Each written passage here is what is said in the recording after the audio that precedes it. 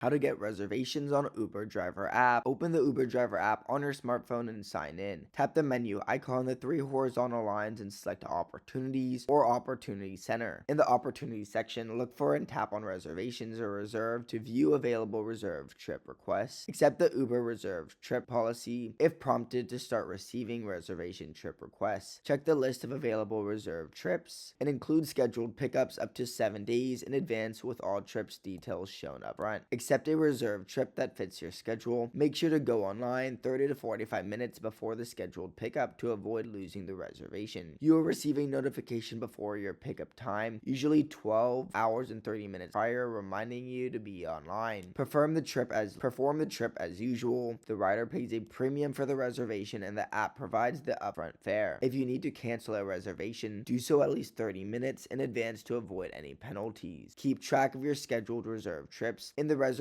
section to manage them easily. Subscribe.